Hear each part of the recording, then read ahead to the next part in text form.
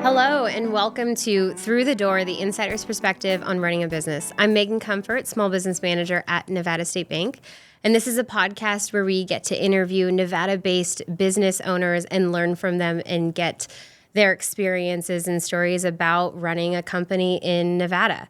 So with that, I have my next guest with me, Kristen Corral. She is the co-founder of Tacotarian. It is an amazing and very unique vegan taco spot that's throughout actually Las Vegas, with a new one opening up inside, is it Planet Hollywood? Mm-hmm. Planet Hollywood on the Strip. So thank you so much for being here. Yeah, thanks for having me. So we typically will start these off by just getting a little bit of a background story on, how you arrived at Las Vegas and really how you ended up coming into being a co-founder of Tacotarian. Yeah, I don't have the typical journey. I have a very roundabout way of getting here, but I'll give you kind of a high-level overview. So I grew up as a performer. So I did ballet, jazz, tap. When I turned 18, I left home to work on cruise ships. I did that for a while. I did like a tour in Europe. And then I moved to LA to kind of pursue commercial work and that kind of performance. Didn't go as planned. So I had a friend who lived here in Vegas who was in Siegfried and Roy. So I came out here and auditioned. That was obviously a very long time ago, not to age myself. But I didn't make it, but I made it to like the top 3 out of, I think, like 300 people showed up back then. This was like the heyday of Vegas shows. Even now, that's an iconic show. Right, exactly. So I was like, okay, this is way more my speed. There's a lot of work here. So I just kind of packed up my stuff in LA. I knew one person here and she lived like way out in Henderson. And I just rented this apartment sight unseen. And it was like on MLK Boulevard. Like it was just the most random thing. And I just moved here and I got a job at Mon Ami Gabi. And I just started auditioning and eventually performing. And I did that for 10 years. I met my husband at Mon Ami, who's also now a partner of mine. Mm-hmm. But yeah, I just started performing. I ended up in like different magician shows. So I was like a magician's assistant for a long time. I did all kinds of like showgirl shows. And then the show that I ended my career with was Peep Show, which was Jerry Mitchell, a Broadway director. And where was that at? What hotel? That was ironically at Planet Hollywood. Oh my God. So I feel comes full circle now. Yeah, comes full circle. So yeah. So I did that. And then when I was getting ready to retire from performing, I was like, what am I going to do? I don't really like. And you're still very young.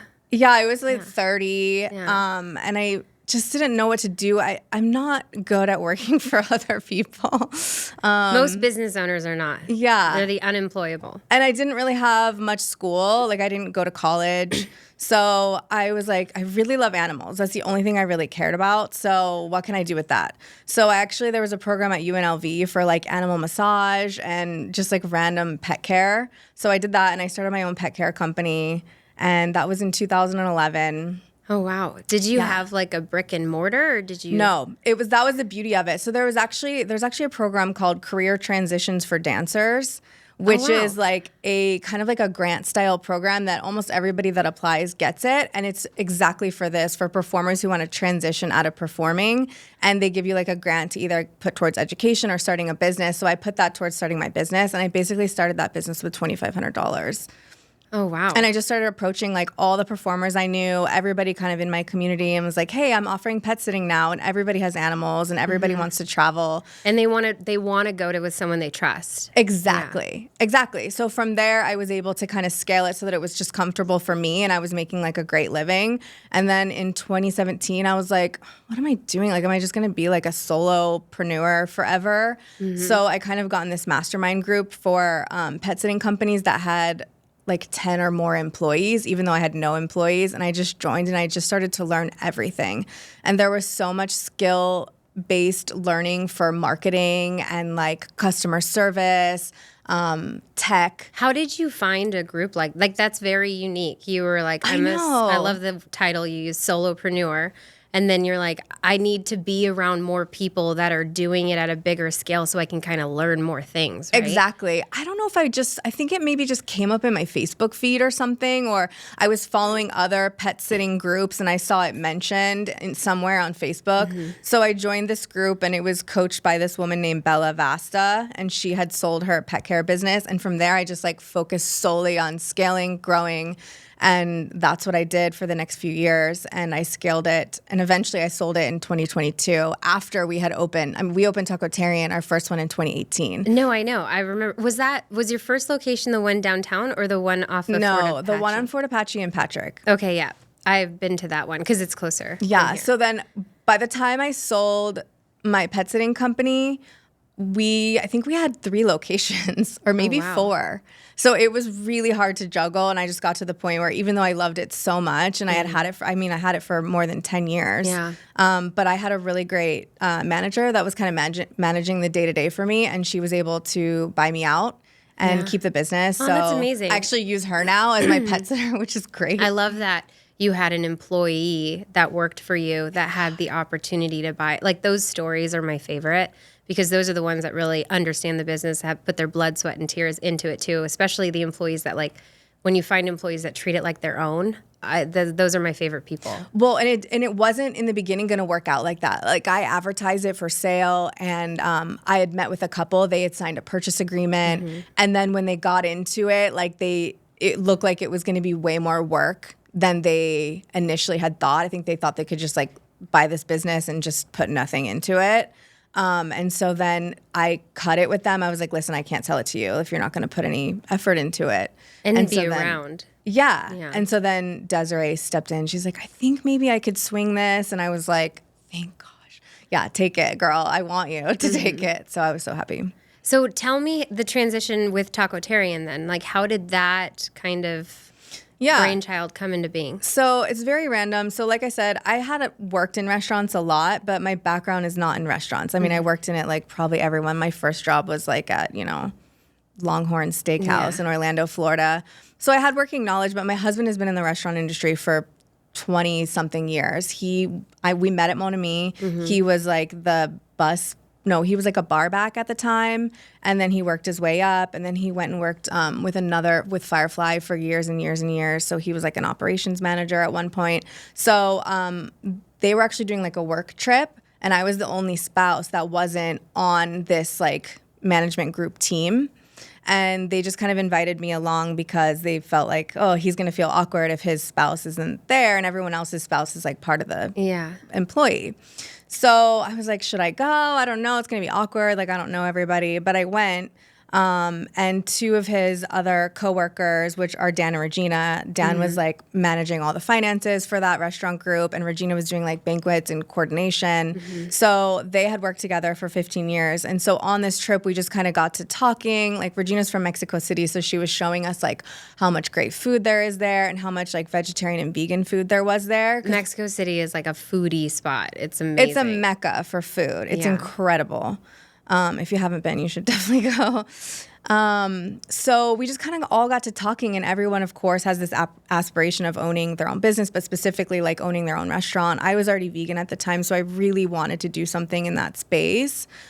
Just animals are something that I'm incredibly passionate about. So when they were talking, I was like, what if we did it vegan? Like, it would be really cool. There's kind of a gap in the market for something that's really, really good and really inviting and not hippie feeling. Yeah, fun for all people, not just vegans too, which is really nice. So that's kind of where it was born, and I think that was February of 2018.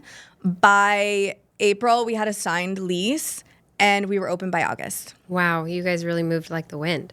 We moved fast. So what was the decision with starting with your first location in the Southwest? Was it more of the lease was just very favorable and it made sense? Yeah, honestly, I know this is probably a bad answer, but we go where opportunity kind of suits us. And like, we've never really put a lot of research into like, oh, how many people live in this area or how many people above this income? And I think that's something we will have to start doing as we grow.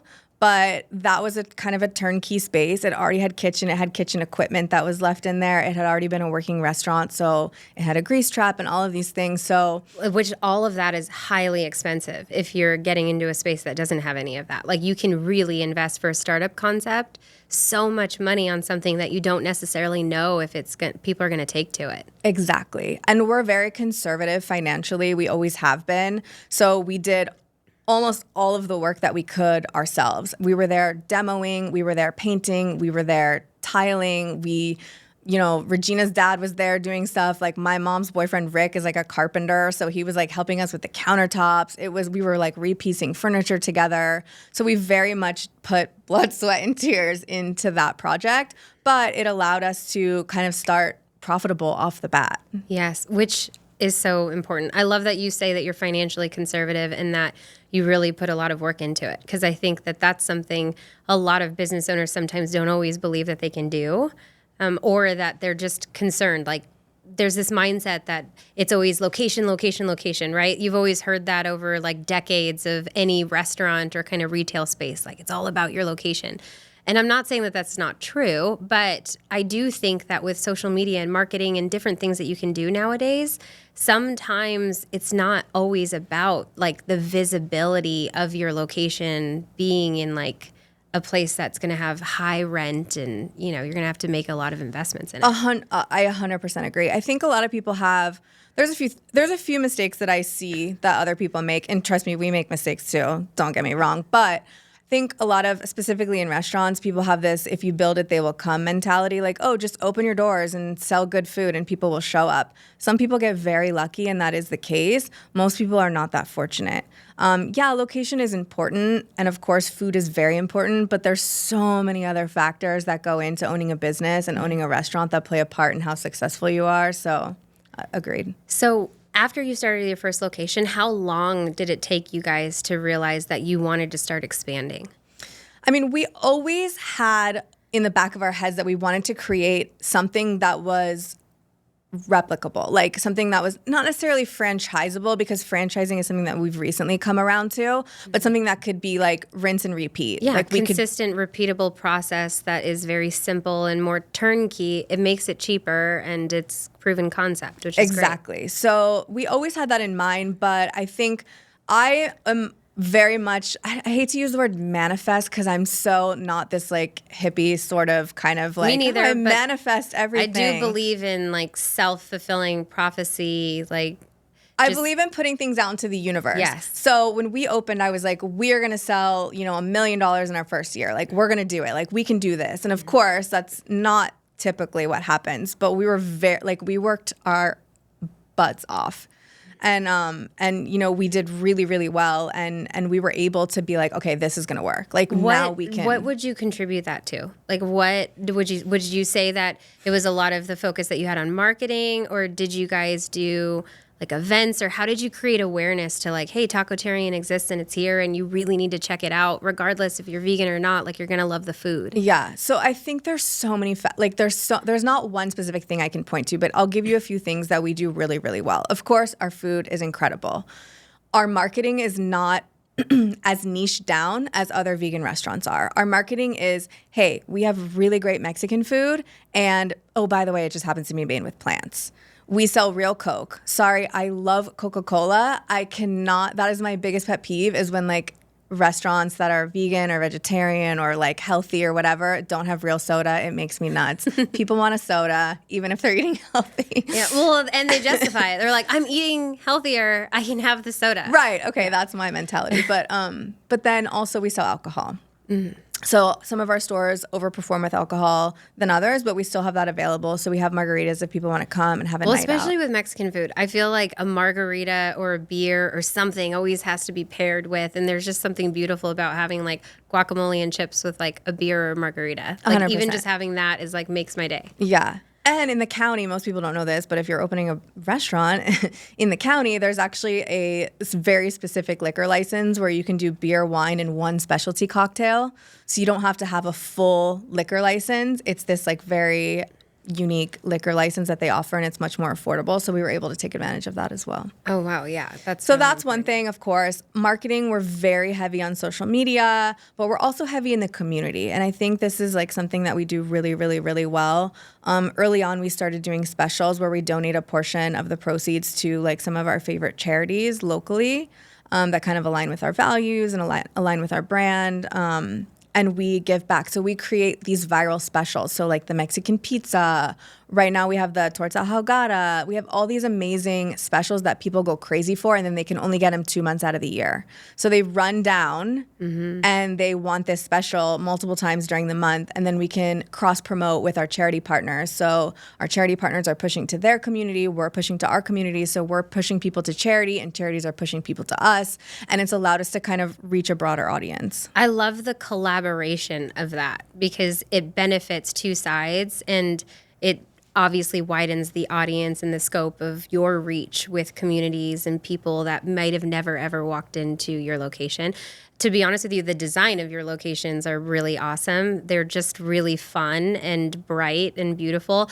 I heard about it because a friend of mine was like, I'm taking you to this new taco spot. And I'm like, okay, great. And then we go there and I'm like, whoa, this place is really cool. It was the first one. It was the one off of Flamingo, small one. And then I found out that you had the one downtown. But it was funny because when I walked in, I didn't realize that it was vegan. And so when we were looking at the menu, I was like, wait a minute. And I'm like, oh, this is a vegan taco place. And he's like, yeah, but you really got to try the soy riso taco. And we got guacamole and everything. And it was funny, for like probably a month, we would go once a week over to that location. And it was really fun. Unfortunately, we couldn't drink because we were working, and we didn't. But it was just a really fun environment, and it was so cute and small and cozy. And I loved that. So then when you opened up the one downtown, I was like, oh, cool, because now... It's a completely different vibe, yeah. Yes, and it's bigger, and I love all the little tchotchkes and things that you also sell. They're so cute. Yeah, yeah. My business partner, Regina, because she's from Mexico City, so every time she goes back, there's like these art markets and all these vendors. They sell all this stuff, so she stocks up on all this stuff. Mm-hmm. So it's actually stuff that's coming directly from people that hand make it and stuff in Mexico. So it's really unique. Nice. So... after opening up, was the second location the downtown one? Yep. So second was downtown, and that was kind of, again, we weren't really looking to be downtown, but our broker was like, you guys should really consider looking at this area. It's very up and coming. And at the time, there was really only Makers and Finders and Esther's. There really wasn't much more there. Yeah. So we took kind of a gamble, but we got a really good deal. We're in like a nice corner space with all windows, so it's beautiful natural light. So yeah, we got lucky. After that downtown location, how quickly did you end up looking at another spot? So we opened the downtown location in December, the very end of the year, December 2019. Then, of course, COVID hit. Mm-hmm. So we had to shut down all of the restaurants for, I think we closed for 6 weeks. And then we reopened with to-go. But during that 6 weeks, we kind of evaluated our systems and processes. We worked to put together like a commissary kitchen to make sure like all of our food was consistent as we grow. And we put all these systems and processes. We put new training things in place, and we really started like using that time to kind of evaluate what our plan was. And at the time, the plan was still to keep continuing to grow corporate stores. So during COVID, we were out like looking at locations, like trying to find like something in Henderson. But at the time, everybody else was doing the same thing. Mm. It was crazy. There was nothing available. That is really surprising, only because that was such a weird time. It's funny because I think about some of the restaurants and things that they actually like started selling like their liquor, their backup liquor, and like toilet paper and just like random things that they could do just because it was, you didn't know when you were going to open, and not every business was fortunate enough to have the ability to do to go. Yeah. Some of the unique stories that I've heard during COVID honestly kind of blow me away over just the resilience and the ingenuity of like thinking of like, how can I keep this thing afloat until obviously the reopen happens, because it will be inevitable. Did you guys have that level of stress as well on yourselves as business owners, like keeping your employees paid and, not necessarily knowing when to reopen? Or was some of that subsided by like having knowledge of like when you were going to reopen? Or so in the beginning, I remember before we closed, like when it was still like kind of before everything hit the fan, like we were sitting at this Starbucks, the Starbucks that's by our Fort Apache location, kind of like talking through scenarios. Like okay, if this happens, we'll do this. Like, if this happens, we'll do this. And if everything closes, like, worst case scenario, and we were all like, it's never going to be worst case scenario. But of course, it was like quickly worst case scenario. Yeah, that's crazy how you're to your point. It's never worst case scenario, but it happened to be that one time. It happened so fast. But so you guys really saw the writing on the wall before it actually happened and came together as a management team and was like, we need to address different scenarios should that happen so that we're not like running around with our head on fire. Yeah, which we did, but we still ran around with our head on fire. But on different things. Yeah, exactly. So yeah, we ended up closing. We did pivot. We sold like kits, like meal kits at the time where people could like build their own taco bar at home. The city and the county graciously allowed people to sell alcohol to go. So we applied for that additional license. So we were able to sell margaritas to go, which was great for us. Mm-hmm. So we did pivot and try to introduce a lot of things. And luckily, Mexican food carries well. It does. And I think takeout restaurants were blessed in that way as opposed to sit-down restaurants that were struggling to kind of pivot. So we were able to like still sell to go and everything throughout. And then remember, it was like tiered opening where you could sit like 10% and then 20%. Yeah, and then they had to be a certain space apart and all of that stuff. So you started looking for that third location during that time, which sounds like surprisingly it was actually kind of challenging to find a space. Sounds like other folks were doing that too. So what spot did you end up? So then we ended up with our Henderson location, which was a former Starbucks. So that's off Valley Verde in 215. So again, that one already had, a grease trap. It had some infrastructure, although we did have to do quite a bit there because Starbucks doesn't have a full kitchen or anything. We had to kind of move some walls around, move some plumbing, but it was relatively minor. So we were open August 2021. 2021 we opened Henderson. And then from there, we started looking in San Diego. There was a turnkey spot available there. So then quickly, basically almost in the same back-to-back, we opened San Diego and then our Blue Diamond location here, our Blue Diamond Indicator. Oh, wow. I didn't know that you had a location in San Diego. You didn't? Mm-mm. Yeah. Well, I don't ever go to San Diego, to be honest with you. It's so fun. I know. So yeah, we opened that one in summer of 2022. And then I think Blue Diamond opened on Cinco de Mayo 2022. So Blue Diamond opened first and then San Diego right after. So how do you guys set up like managing various different locations? It sounds like you've done it so kind of quickly too.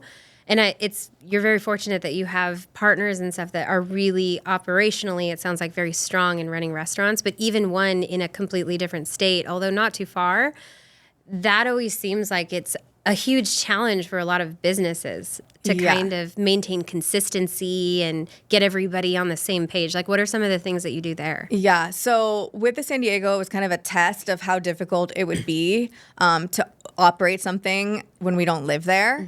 Mm-hmm. So we opted to offer equity to two of our kind of like better, like really good managers that we knew didn't have a family or, could be a little bit more nimble. Mm-hmm. So we were able to move one kitchen manager and one front of the house manager out there. Oh, wow. And we gave them equity, a share in that location, so they could kind of stay. And Tom, and then they're invested in it too. Like exactly. They're an owner. Which worked out great. So we had a little bit of comfortability knowing that we had people that we trusted that were there. Tom actually he's been there for 2 years. Him and his wife just came back here. So he's going to open our Miracle Mile location next. But yeah, they were there for 2 years. And our kitchen manager, I think, was there a little over a year before he came back. But it's not easy. It is not easy. We go back and forth. I was just there this week with Carlos. We're going to go back in 2 weeks. It's not easy operating a restaurant from this far away. What are some of the challenges that you deal with? Is it more like reliability of employees and like trying to navigate that when that happens because you are so far? It's not like you could be like, oh my God, one of us has to go down there and help because... I mean, we have had to do that in very rare scenarios. Mm-hmm. Like someone will just get on a plane, but that has been rare. California is not easy to operate a business in, to be frank. And I'm sure anyone who lives and operates a business in California already knows that. Yeah, that's why it's tough. There's a lot of red tape. There's a lot of nonsense. I'll give you a funny story that kind of ties into something that we're going to talk about, which is we applied for our health inspection. We were ready to open, but you can't open without your health inspection. So we had applied. My partner Regina handles all of that, and she was emailing them and calling them. And at the time, they were still like COVID protocol. So nobody could just walk into the office and talk to anyone. You had to call. So we ended up going down to another office. She had emailed. It was like months of this. And we're just sitting. We have to pay rent. Oh, my God. And we could not get anyone. So I ended up going on, it was still Twitter at the time. I ended up going on Twitter.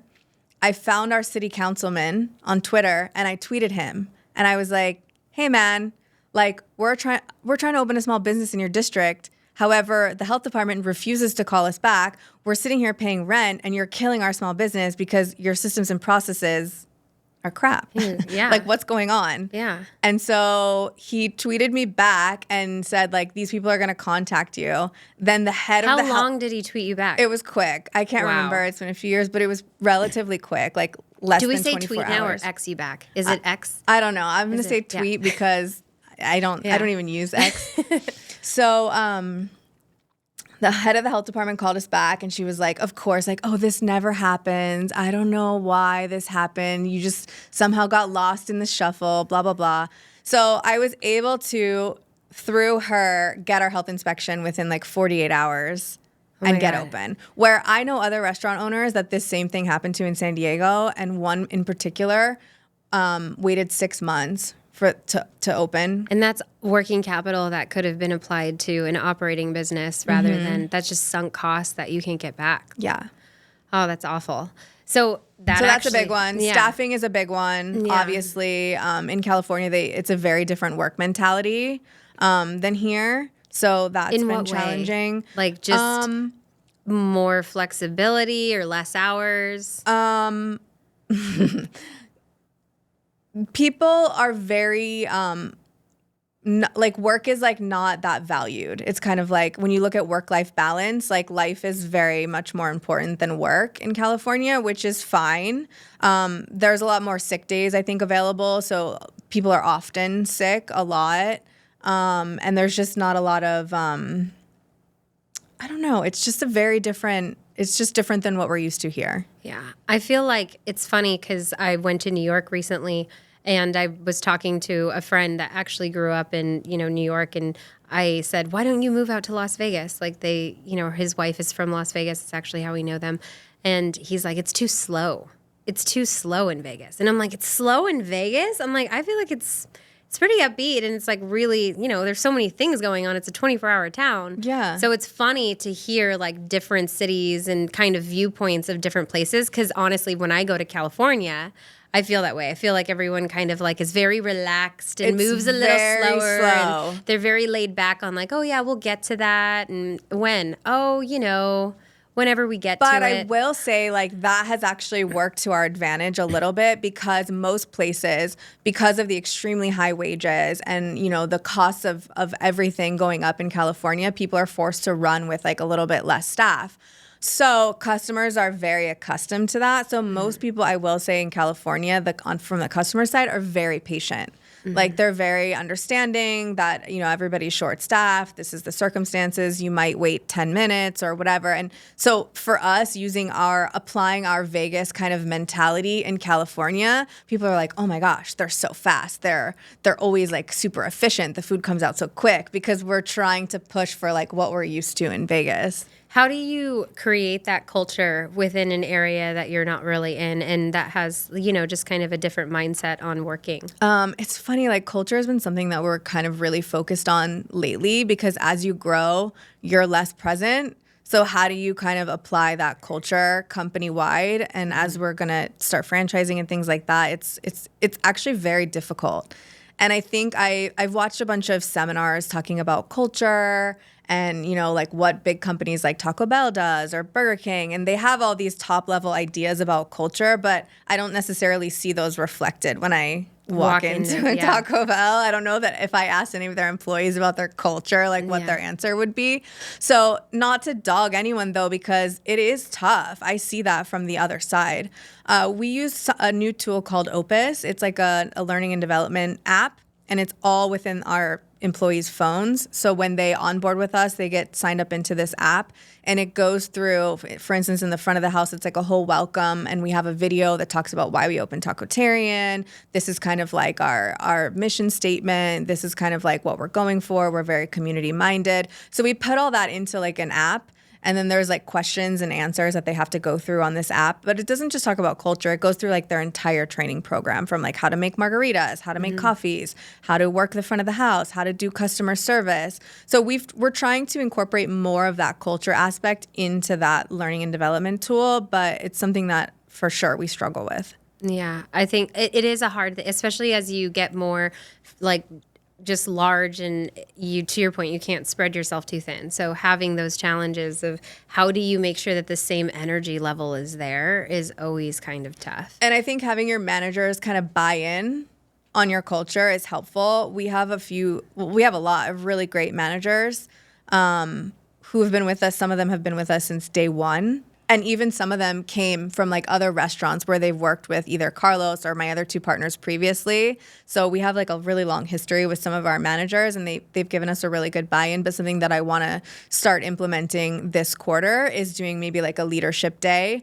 where we kind of like re-emphasize like why we're all here, like why we're all doing this. And like these are the things that, and then let them give their input, because I think when you allow your employees to kind of feel like they're part of the game, just like when you said when we gave equity to Tom, like when they feel like they have skin in the game or their opinion matters, I think they're going to give you a better buy-in on that culture. Well, and their opinion is extremely valuable. Like they're 100%. There directly in front of the clients. They see them every day. Like if you want to know exactly what you're doing right or wrong, like they are the people that can give you that information. So it is nice. I was going to actually ask you if you had done anything culturally, like as at the bank, we try to do things where we like celebrate successes of stories that are really kind of nail our culture and kind of what we're all about as a company, or do some types of gatherings like when we can. It's really hard when you have a lot of employees. With my husband's small businesses, it's much easier because it's very small, but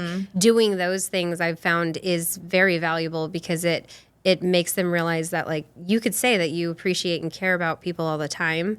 And you could show them through, just the work environment and flexibilities that you can give them. But when you do get to hang out and not talk about work and just kind of hang out, or talk about work but more in a fun way, it makes it, I think, more of a team approach, which is really nice. Yeah, no, for sure. And we do have a Christmas party every year, so we kind of invite everybody to our downtown location. We own another concept too, Good Morning Kitchen. So like employees from both concepts come for Christmas, and like we do a huge party. So that's really fun. We try, but it's not easy. I know it isn't. And you guys do a lot. So you actually brought up something that was really interesting, how you had the, I guess, foresight or just knowledge to find the county commissioner that was in your district to get movement on something. Like, tell me how you came about that. How did you learn the importance of knowing who runs your district and having that relationship with really like voted in politicians from all of us? Yeah. So I've kind of been into politics for a long time. My mom was like a political figure for a while. So I've understood the processes for a long time. But back when I was doing my animal care business, I joined this political action committee, which was specifically geared towards animal rights and animal welfare. So it was Nevada Political Action for Animals. I believe it still exists today. But for a while, I was the vice president. So what I learned is like the importance of kind of lobbying, how accessible our county commissioners, our state legislators, all of these people, especially in our state of Nevada, are extremely accessible. And how much they're here to help. Like, that's their job. So I think a lot of business owners miss that opportunity of connecting with their local leaders and utilizing the resources that are available to them. And even I ask, like, okay, what other resources? Like, there's grants available that people are missing out on. There's all kinds of resources, like in economic development. All of these are the things that they could, but at the very least, you could use them to push through a permit that's stuck in the building department or something. I'll give you another funny example, and Commissioner Naft won't mind because I've told this story before. But when we were opening Good Morning, we kind of moved some stuff around. I can't remember exactly what it was, but the building inspector came out and he said, oh, well, you have to open up this whole wall because I need to see what's in there. Like, you move that wall. And we were like, no, but it's not. There's nothing in there. Like, it's literally, all we did was like close up the one side. Yeah. It was so minor. And he was like, nope, you can't open. You gotta rip out this wall. And we were like, huh. So I was like, give me a minute. So I reached out to Commissioner Knapp's office. And at the time, I had never even met him. Now, this is years later, and I know he's just a super nice guy, and he's very helpful. But I messaged his office, and I said, hey, dear Commissioner, we are a very small business trying to open in your district. And this guy who works for the building department, I get it, is just trying to do his job. But it's so silly. Like, there's nothing in the wall. He can poke a hole in it and like shine his flashlight to see that there's nothing there. But to make us rip out the whole wall, it's going to cost us money that we don't have. It's going to cost us time. That's going to cost us more money in the end. Like, please. So then I don't think I heard anything back, but then the building inspector came back the next day and was like, well, you didn't have to tattle on me. Like, I could have just talked to you. Oh my God, that's so funny. And I was like, I tried to talk to you, but you said no, tear it down. So I did have to tattle on you, and we got it approved. It was done. So in that instance, it saved us thousands of dollars. It saved us time, potentially a month of additional work. So those are tiny little examples of things that like you just have to ask. And if it's something that they can't do, they'll say like, I can't do it, but maybe I can help you with this. But most of the time, they can do it. Yeah. I would agree. I have not had a whole lot of involvement with like county commissioners or state legislators or anything, but during COVID with my husband's business, because one of them is a tattoo shop, boarding that business up and just realizing like businesses are not a light switch. Like, they can't be turned on and off, and you think that it's going to be okay. Like, we lost half our staff in one day because they couldn't afford to wait around until we opened back up, and we really didn't know what phase we were going to be opened up in. So it was a very, very scary time. But I got linked up with Marilyn Kirkpatrick, and I'm so thankful that we did, because she actually, first thing, got on the phone with me, was very accessible, gave me updates on calls on things that happened, asked for my opinion on certain things. We met with her in person, asked, how she can help. And we did. We were able to open up. We were only closed, I want to say it was like almost 3 months, maybe around 3 months. But we were able to reopen. But to be honest with you, tattoo parlors were not set to open for like over 6, which would have been devastating. So I do agree. That was one of the things that I realized, wow, there's a lot of power in just as a business owner knowing who these folks are and them knowing who you are. 100%. And how much you care about the community. Like, all of those businesses and small businesses, I feel like, have way more care and appreciation and pride in their community, and making sure that they're not just being a business, but they are helping all of the surrounding areas around them and charities and causes and all kinds of things. And so I think that that's a great thing. And it's a secret almost. Like, a lot of business owners don't necessarily know or want to take the time to really just make sure that they have those inroads. And it's like, you really should. Or they're scared to rock the boat. They don't want to like overstep. But I mean, most of these commissioners and city council people and even like state legislators that's exactly what they're there for. And they'll be the first one to say like, this is my job. Like, I'm here to help you. But 100% a small business owner over just a general constituent has way more access and way more power, if you will, to reach these people when you need something. Yeah. So that brings me kind of to our next segue, if you will, because I really want to make sure that we cover some of the kind of things that you've learned about marketing, because you're self-taught, like what you talked about. You didn't go to college and things. You've just kind of learned these things along the way and really kind of like forced your own learning and development and knowledge in spaces that really interest you or that you know is going to make a difference in what you're doing. So tell me a little bit about some of the things that you've learned as a small business behind brand messaging and marketing and kind of the power behind that. Yeah. So I think some of the things that I learned early on was just about like building your community, like building kind of this community of people that feel like they're a part of your brand. And then basically they're going to be your greatest marketers, like, and they're free.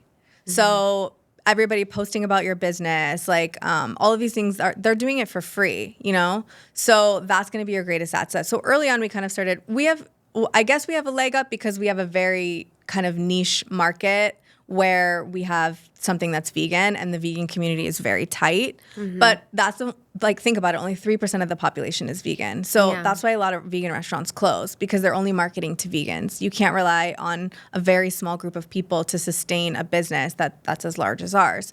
So we had to branch out, get people excited about our business. And a lot of that was the community partnerships that we forged, doing these viral specials, doing things that are going to get people excited about your business. And I know when you have a restaurant that seems easier, but you could do it with a product, with a service. There's so many things that people can get excited about. You just have to find what excites them.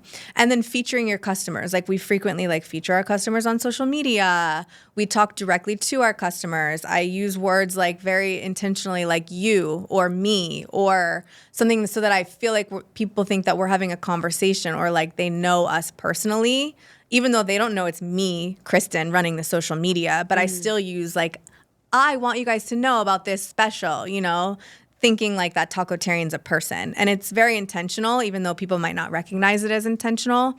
A book that I read early on when I started kind of in this marketing journey was The Marketing Rebellion. It's by Mark Schaefer. He's a very cool marketing expert. And it basically talks about how, back in the day, it was faux pas for the business owners to be out there and in front of the brand. You were always hiding behind your brand. You were supposed to be people did not want to see you. Yes. It's your company. But now it's the complete opposite. People want to buy from people that they like, that they see, that they feel is part of the community, and that align with their values, essentially. So yes, you're not going to win everyone over when you do that. I remember when we didn't invite her, by the way, she just showed up. But when Kamala Harris came in, when she was the vice president, she was the newly elected vice president, and she showed up just out of the blue. We had no idea she was coming.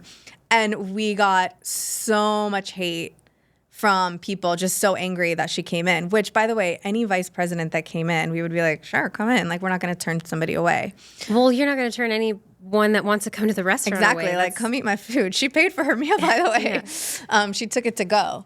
But yeah, so we live in a very polarizing society. So I think the more you try to please everybody, the more you'll please nobody.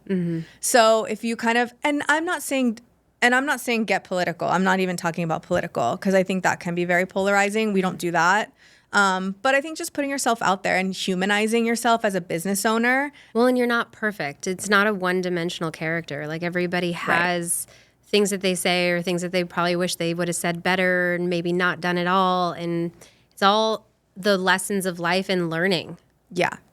And that's kind of what that book is about. Just putting yourself out there, humanizing yourself. I think if I remember correctly, it's been a long time since I read that book, but the catchphrase is the most human business wins or something. And it's just about putting yourself out there. And I've seen quite a few businesses do this, when they're struggling, say listen, we're struggling. It ain't all roses here, we need you. And people usually rally, they'll come and support that business that is struggling in that moment. I know when we were struggling downtown with all of the break-ins and all this stuff, and I was dealing with the councilwoman and Metro and all these people, people rallied behind us because we were very vocal on social media. This is not fair to small businesses to constantly have to keep shelling out, $10,000 every week when somebody smashes all of our windows. People want to steal a POS system that they're going to get empty. No money out of. Exactly.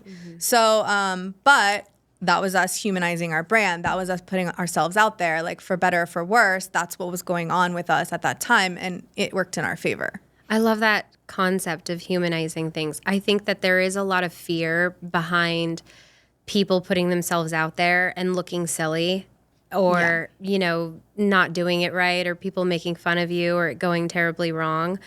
My husband does a great job of that too with his companies. And that's one thing that I think is fantastic about him, is he will just go for it and just be like, yeah, this is me.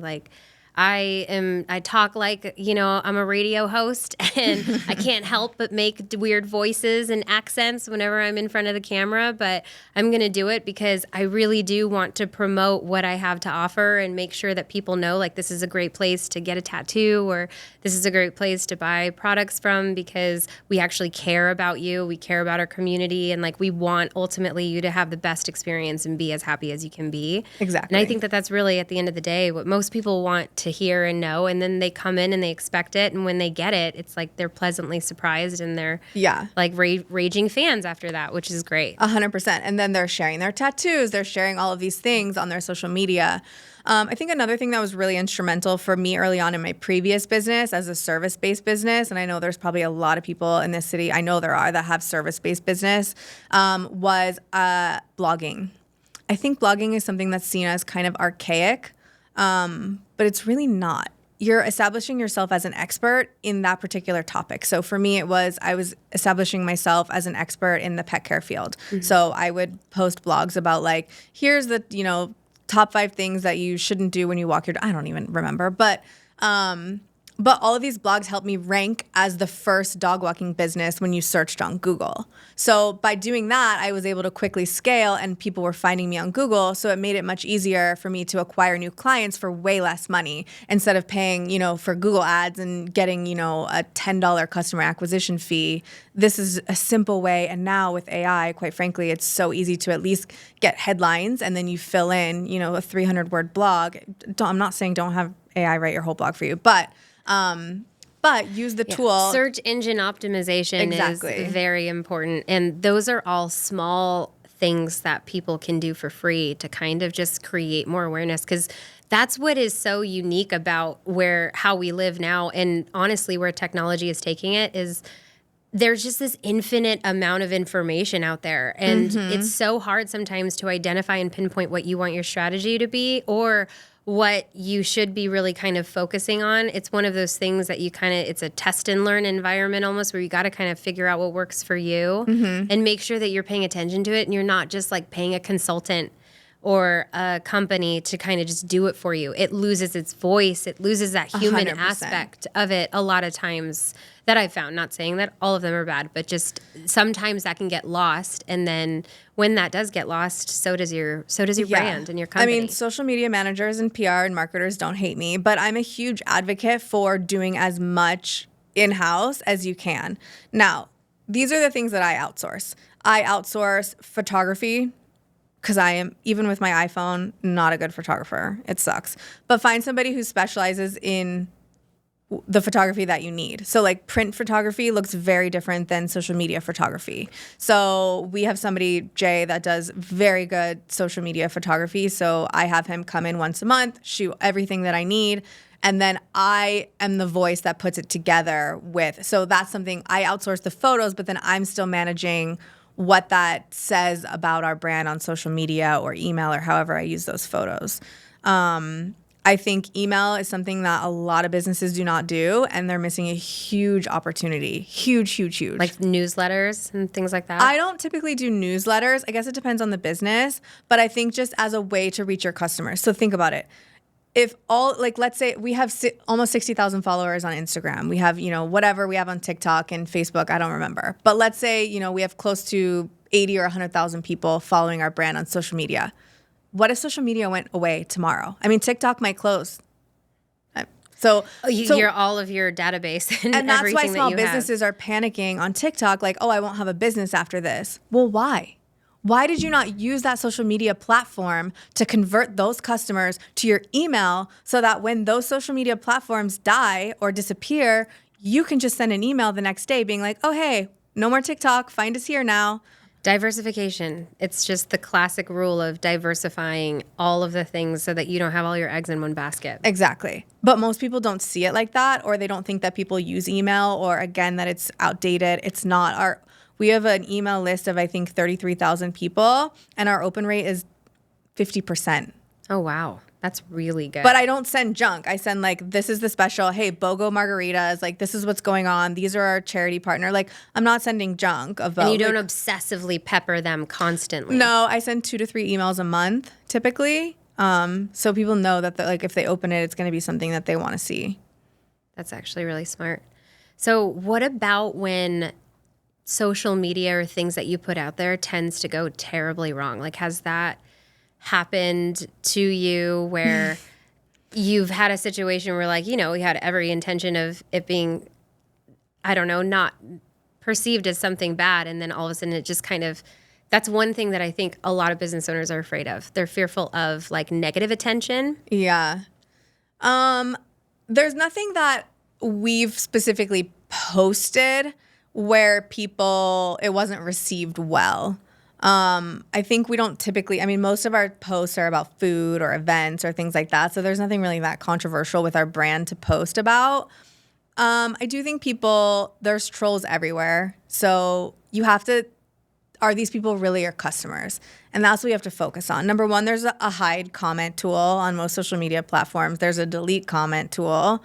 So use those if you get a few trolls. But I don't worry that much about that because I'm not posting anything that out there or controversial. Well, I'm thinking about the story that you told me recently. You're talking about Watergate? Watergate. Okay. And that, to your point, it wasn't a post that you made, but it was a change that you made in your business to where you got a lot of like negative virality in social media over it. And that is one of those, I guess, fears that the power of just customer feedback and social media can have and how it can be negative and how did you manage through that and handle it? I think it's a really cool story. Okay. I've teed that up very poorly for you. That's okay. I got you. I know where you're going now. So Watergate was literally just like probably 2 weeks ago or 3 weeks ago. Oh, it was that recent? Wow. Okay. It just happened. So basically we had this free water out on the counter that was infused with oranges and limes. I've experienced it. It's beautiful. It's very refreshing. But it just became, on the back end, it became costly, number one. Like the cost of limes is extremely high. Managing the staff to like keep up with the water because people were filling their like 40-ounce Stanley cups all day long. So it would constantly be empty. And then it's like we're already running short-staffed. So those kinds of things became, and then also the cost of like those plastic cups, people were like knocking them on the floor.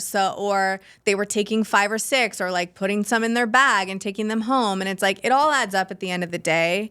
And then also people were frankly not buying our beverages that we sell. They were just taking advantage of filling up, again, their like daily Stanley water cup and like not purchasing the beverages that we have. So we kind of had a conversation about it internally, and I just said like, hey, because we have a tool on our POS that allows us to compare our like non-alcoholic beverage sales to our like competitors in a way. It's not very accurate, but you could see like where we were and we were falling really below. So I kind of was like, internally we had a conversation. It's like, okay, if you go to Chipotle, like do they have water on the counter? If you go to this place, we went through all the places that were kind of like quick service types of restaurants, and none of them have water on the counter. So we said like, okay, what if we just do it by request only? So that's kind of what we did. Makes it easier though too for employees to manage, like making sure it's always filled and all of that stuff. So from an experience perspective, I could see how like changing that small change would actually be to the client's benefit. Well, to us, it felt like more of like a personalized service. Like, oh, here's your cup of water. Yeah. So like maybe they would get a higher increase in tips or something. There was like a little bit of thought like, okay, people might be a little bit annoyed because it is change and our community specifically really does not do well with change. And so we did it, and then it kind of was like, okay, we made some tweaks to it, like the first week, and no one really said anything. And we asked the staff, like, are they complaining? And they were like, yeah, a couple people were annoyed, but, you know, we told them what to say. Well, so then there's like a vegan Facebook group, and it has 16,000 people in it. And this group is notorious for kind of just like taking people down when they don't like something, like legit takedown. And I've seen it happen to other restaurants in that group. It's terrifying. That was like when we opened, that was like the biggest fear is like somebody's going to try to take us down in this group. Like we mess up somebody's burrito and they're going to end us, you know? And it is a fear on social media that you're going to get canceled essentially. Yeah. And so somebody posted, I think like it must have been after I went to bed, but my business partner texted us in the morning in our group chat and she was like, hey, this is on Facebook. And I was like, oh no. So I went in the group and it already had 200 comments of being like, how dare they take away the free infused water? Like this is like, it was like life ending for these people that and it was like, so I first started to comment as myself saying, hey, like we still have free water. It's just behind the counter. You just have to ask for it. But then people were still mad about that. And what I realized is that people just kind of got into that like pile-on mentality where it was almost as if it was a game. Yeah, you explaining away, it didn't matter what your explanation was. It didn't matter what my explanation was. So then like if I posted about the cups on one comment, then the other person was like, well, she said this on another comment. Even though there was like a variety of reasons why we did it. It wasn't one reason. But so then after that, I just stopped. I was like, I'm not doing this anymore. But as the day went on, there was there was dozens of posts. There was one that was like, give me fruit-infused water, give me liberty, or give me death. Like, people made memes that said like Watergate. And it was like nonstop, like literally nonstop for 24 hours. And as soon as I could get the admin to take them down, like another one would pop up. And people were some of them were funny. Like some people got the joke. Some people, it was like they were just so angry that they couldn't just like walk in and get water off the counter. So then I went to my partners and I was like, I think we need to just like be in on the joke. Like, as scary as that is, I think we need to be part of the joke. And because I had said this to my husband at home, and my husband is very opposite personality as me. Like, he's so reserved. He's so quiet. He doesn't say anything unless he's thought it through 100 times, where I am the opposite. I'm a loose cannon. Like, I'm just like, I'm going to say whatever's top of my mind, and I'm very direct and I'm very to the point. So I had run it by my husband and he was like, I don't know. People are going to get so upset. I don't think we should do that.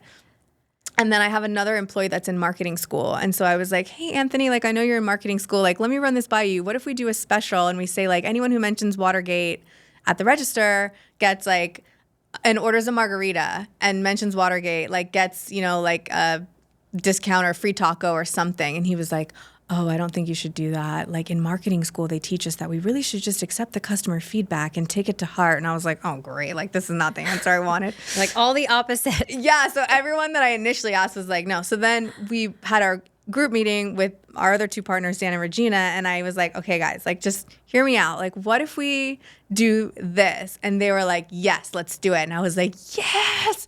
I fully expected them to be like, no, it's too risky. Like, they're already angry. Like, let's not poke the beast.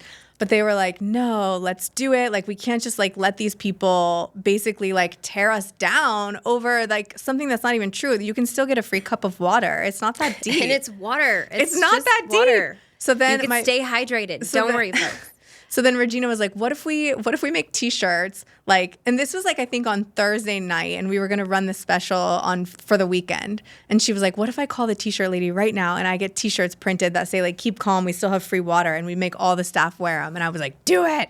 I was like, I don't care if it costs us like $300. Like, let's just do it. So she did that. We got the t-shirts and we posted, like, I made a graphic and I posted it in the group. And I said, like, it said Watergate huge at the top, like hashtag Watergate. And it said, like, buy a margarita, mention Watergate, and you get a free taco and a 9-ounce cup of water. And so I posted that and everybody went nuts. They were like, this is why we love Tacotarian. Like, this is how you market. Like, this is how you like clap back at people. Like, don't let anyone take you down. Like, this is nonsense. So everybody immediately was on our side. It had 200 comments, like, within an hour.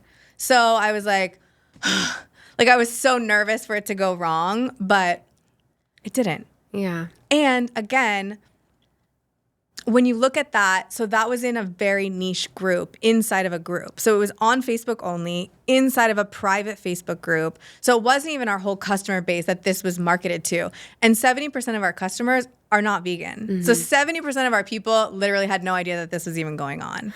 But for those 30% of the people, we kind of made ourselves part of the joke, and it worked. And our sales were up that weekend. Insane. Like, at some locations, they were up 50 or 100%. That's amazing. Yeah. I love when business owners fight back, in a sense, on some customers giving their feedback and just the power behind the keyboard of just, yes, okay, we want you to have a great experience every time, or we wanted you to come here, but for whatever reason, you got upset over something that honestly is completely unrelated to my business, but you're making it about my business, and now you're going to complain about it on Yelp or something like that. I like that there's a voice for customers to share experiences, both positive and negative. But what I don't love is when they do it almost as a tool to really hurt a small business that is trying really hard most of the time to give you something that you want. Like, it's okay to do it after you've given an avenue to allow them to make that right with you. I think that goes a long way. I understand if you complain, you're like, I reached out to management or something and wanted to talk to them and they didn't. So I'm using this as a platform because I'm really irritated over this. People need to know, like, this is a consistent issue, if it's like a theme, if you will.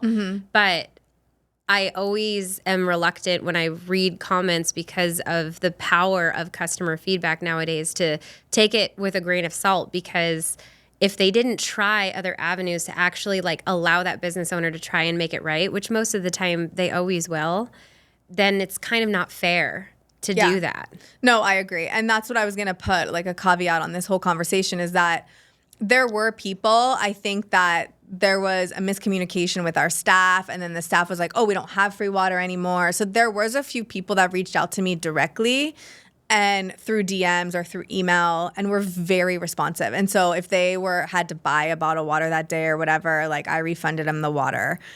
So we do take customer feedback very seriously when it's legit customer feedback, and when people are, reaching out to us and making an effort, and then we make the same effort. We often, give people customer credits if their food was made wrong or, was, I don't know, whatever the issue may be. And our staff are trained to, hey, if the food's taking too long, if there's an issue in the kitchen, give them a chips and salsa, give them, an horchata or something. Like, so it's not to say that we don't care about our customers, but in this instance, like, the absurdity of this hashtag Watergate situation, like, we couldn't just let it go. We couldn't just let it die. We had to make it into something. But I love that you turned it into something that was fun and energetic and like more aligned with your brand. Like, hey, look, we got water. Calm down. It's okay. Exactly. You can stay hydrated. Your skin will still be dewy. Don't worry. Yeah. Everything's fine. So what do you think is next for Tacotarian? Like, I know that you're opening up the new Planet Hollywood, which is really awesome. So a lot of people that are not aware of your brand that's outside of the, Las Vegas and Southern California community is going to know Tacotarian. But what do you think is kind of next after that? Yeah, so Miracle Mile is next up. We should hopefully be open before March.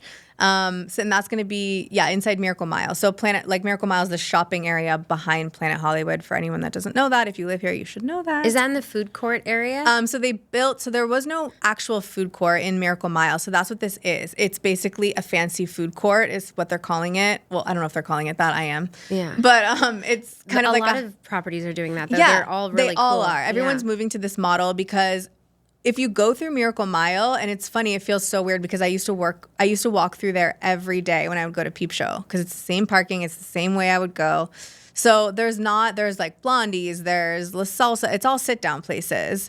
There's very few quick service options. So now they're building this kind of upscale food hall that will have really good quick service options for people that are either going to a concert or they just want a quick bite or they don't want to have to sit and wait, and spend all their time at a restaurant. So it's us, it's Carnegie Deli, or Carnegie Pizza, there's Houston's Hot Chicken, Lobster Me and Fat Tuesdays are staying. They were already there. But they built this huge round kind of food hall there. It's close to the concert.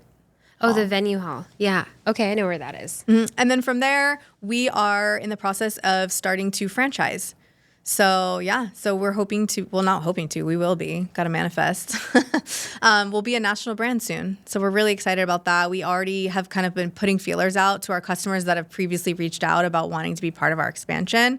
So we already have basically a list of 20 people that are very interested in franchising, and we are still finishing up the legal documents. So as soon as we finish up the legal documents, then we can move forward with franchising, and then it's to the moon. Mm-hmm. I love it. I love that you kind of always kept consistent, repeatable process and turnkey in mind, because that really does help when you move into the franchising space, having something like that already built out. Which is really cool. And it's definitely a learning curve because none of us have done this before. So we hired kind of a consultant to help us through.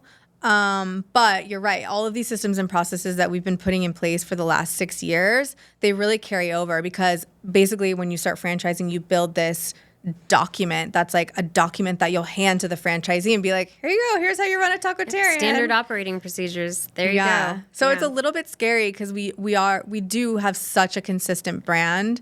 And we're very picky about, like, we want food. If you eat in San Diego, it should taste the exact same if you eat at downtown, you know?